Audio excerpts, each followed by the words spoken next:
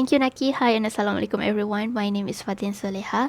So let's continue with the timeline of the history. In 1509, which is the early reign of Henry VIII, the king ordered his people to burn the heretical translation of Wycliffe in accordance with the promise made with the church.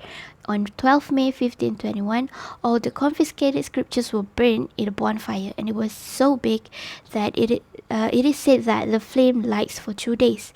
In the same year, William Tyndale, an Oxford-educated man, decided to finish Wycliffe's business in bringing a radical change within the English language in the society through the English Bible.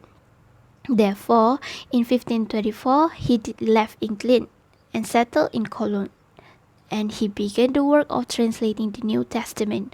However, instead of translating the Bible from Latin, he chose to translate them from the original Hebrew and Greek Bibles.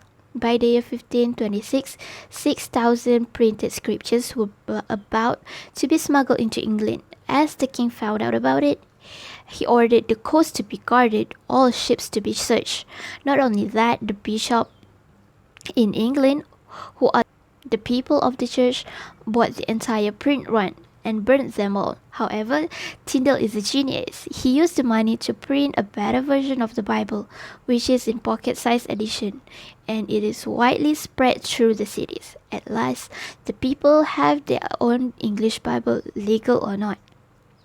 Even so, Tyndale is still wanted and hunted, and the hunt continued until 1535. He was seized in Antwerp and held in the castle of Vilvoorde, as he was betrayed by Henry Philips. Some suspect that Henry Philips was hired by a bishop during that time.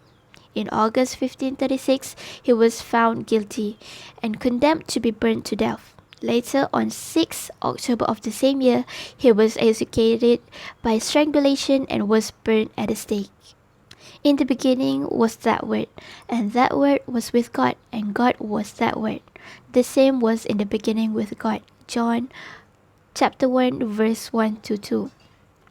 Some of us might wonder, why is it spelled that way? Is it misspelled? Not exactly. Actually, it is the original spelling used in Tyndale Bible. And in the next slide, we can see the difference between the original and standardized modern spelling of Tyndale's Bible, which you guys may want to read later. I would say that it is interesting to read it. However, one important thing to pinpoint here is the various spelling of the word that and let, as well as things and thing.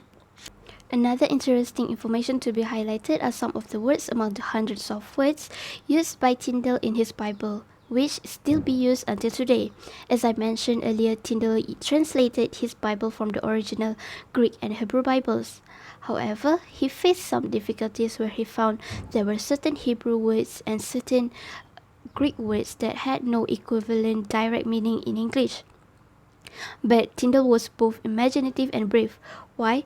It is because when he came across the Hebrew words he couldn't translate, he invented a new English word to explain it.